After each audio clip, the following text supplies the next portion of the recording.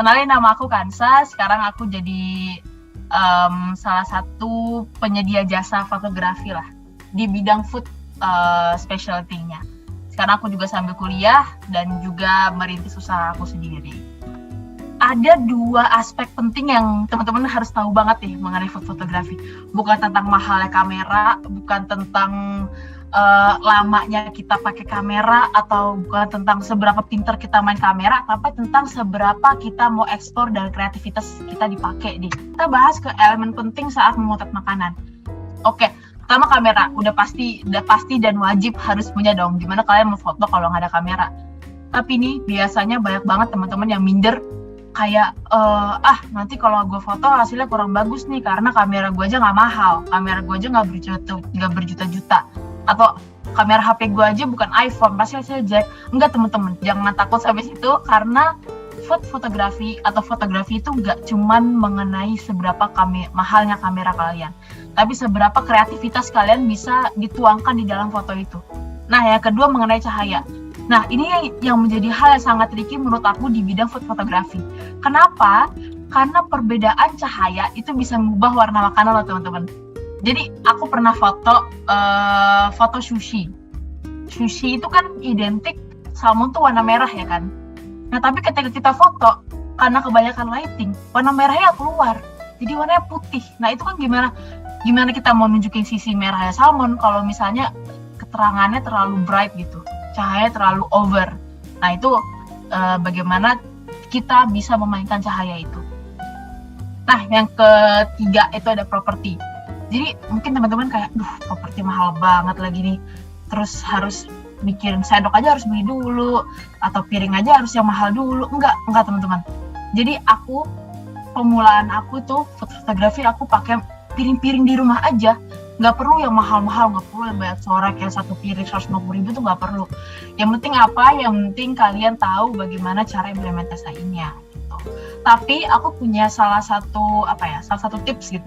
Kalau kalian mau beli misalnya, kayaknya properti di rumah kurang banget nih gitu, jelek banget ya, terlalu banyak coraknya Dora lah atau apa gitu kan, kita bisa beli dulu properti basicnya, itu kayu. Kenapa kayu? Karena dari sekian banyak properti yang aku punya, kayu itu paling banyak aku gunain. Karena kayu itu sifatnya dia bisa dipaduin apa aja gitu. Kalian bisa buat nasi, bisa buat mie, bisa buat berbagai macam lah. Kalau properti basic kayu, kalian bisa beli piring kayu, mangkok kayu, sendok kayu, sumpit kayu. Pokoknya properti basic yang kalian punya tuh itu harus kayu gitu. Yang kedua background. Soalnya background juga hal penting menurut aku. Nah, yang ketiga itu properti tambahan. Kalau properti tambahan ini itu lebih ke bagian-bagian fresh. Misalnya teman-teman itu mau foto dimsum.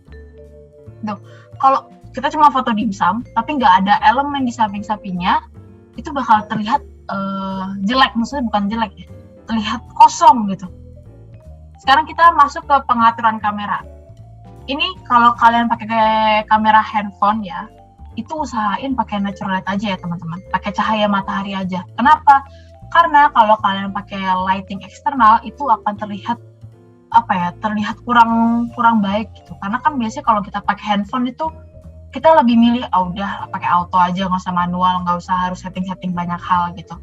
Tapi aku mau ngasih tips and trick gimana caranya biar pengaturan kamera kita itu lebih kelihatan stabilize, biar kelihatan cakep gitu kalau di foto. Nah, yang pertama ada aperture. Aperture itu suatu bukaan. Semakin angkanya kecil, semakin 1,8 itu maka blurnya di belakangnya makin ngeblur gitu.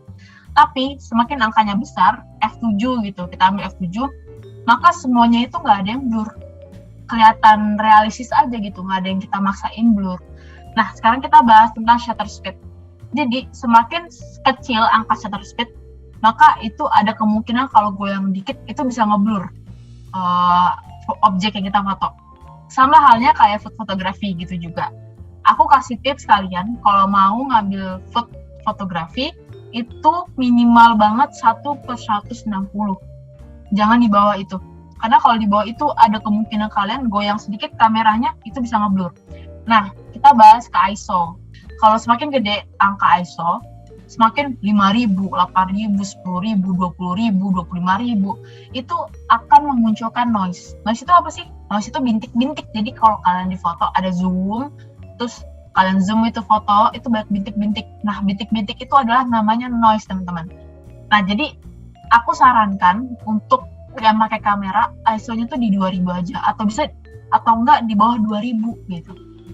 Oke, sekarang ngeditnya gimana sih gitu kan? Udah foto bagus-bagus, terus udah shutter speed dan lain-lainnya udah di setup, udah oke. Ngeditnya gimana nih Kak gitu kan?